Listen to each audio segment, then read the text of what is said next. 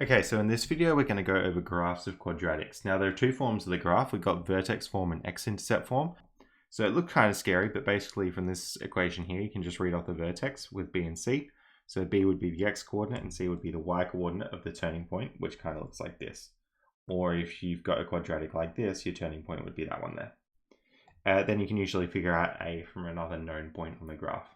So let's have a look at an example. We're going to graph this 3 bracket x take 1 squared plus 2. So I know my vertex is going to look like this. Well, it's going to be 1 and 2 because I'm reading it off that and that. And note the negative, that's supposed to be there in the equation. So our vertex is at positive 1 and 2. We'll put that in. There it is.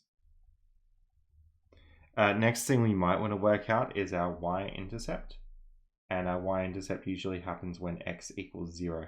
So that's going to be y equals 3 brackets 0 take 1 squared plus 2. So y equals 3 lots of minus 1 squared plus 2. So that's 3 times positive 1 plus 2. So y equals 3 plus 2, which is 5. So we'll put that in. 1, 2, 3, 4, 5 is our y-intercept, and then you can join them up. The quadratics are only ever going to be happy faces or sad faces. This one happens to be a happy face. You can sort of tell because the y-intercept there is above the vertex, and we label it with our equation 3x take 1 squared plus 2, just like that. So we're done. Now you can actually check this if you look on like a Desmos or something like that. There you go, we've graphed it, that is correct. Okay, next, usually what you'll be doing is you'll be given a graph like a picture and you'll have to work backwards and find the equation. So here my vertex is 3 with minus 5.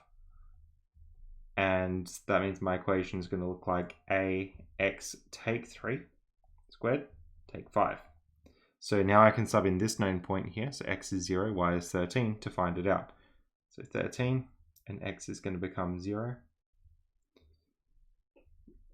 Take 3 squared take 5. So I've just replaced y and x with 13 and 0.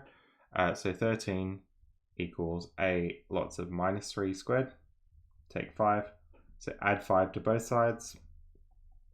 So I'm going to get 18 equals a with minus 3 squared.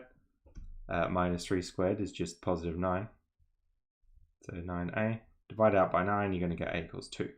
So my equation actually is y equals 2 brackets x take 3 squared take 5. That's my equation. All right, then we'll find the equation of this graph.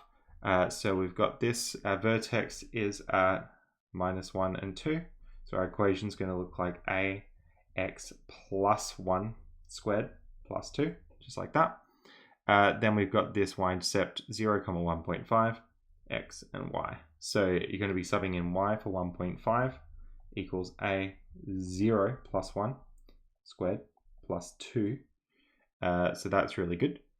Then what we have to do is 1.5 equals, well, that's 1 squared. So you just get a plus 2 essentially. You could take 2 from both sides and then you get minus 0.5 equals a.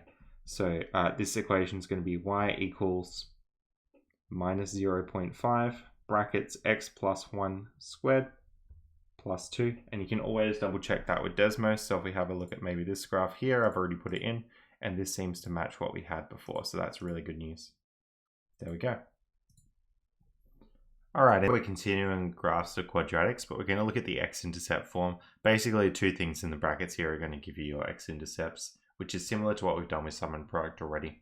So we've got this graph 2 bracket x plus 1, x take 3. So that's going to tell us my x-intercepts are at positive 3 and negative 1. There they are. Now, the best thing to do here is to figure out your y-intercept. So again, that's going to be at x equals 0.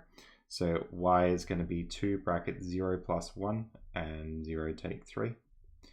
So that's 2 times 1 times minus 3, which is minus 6. So our y-intercept is at 1, 2, 3, 4, 5, 6. And then we can sort of connect up there and there. Y equals 2 brackets x plus 1, x take 3. Now it does actually dip below minus 6 because the minimum should be in the middle of minus 1 and 3. All right, so let's have a look. what's our next one? We've got a picture of your graph. We've got to find the equation. So the equation is going to look something like a brackets x take 2 and x take 5, because 2 and 5 are our x-intercepts. And then we want to find a by subbing in a known point. So there is this point that I know. It's where x equals 0 and y equals 5. So let's sub that in. A 0 take 2, 0 take 5. So 5 equals a times minus 2 times minus 5. 5 equals 10a. So a equals 5 over 10 if you divide it out. So a equals a half. So our equation is y equals a half x take 2 with x take 5. Or if you like, you could have had 0.5 out the front. It's up to you. We can actually check that that graph is accurate, because if we look at this, bam, there you go. That's everything that we wanted for our graph. So that's really good news. Okay, so let's find our next one. We got this graph here. You've sort of got two x-intercepts. One seems to be here at minus 3. So you're going to have a factor of x plus 3. And the other one's at 0. So you're just going to have a factor of x there. If you imagine, it's like a factor of x plus 0, if you like. Now we've also got this known point, 1, 8. So we're going to find our a value there. So y is going to be 8 and x is going to be 1. And we're going to see what we get.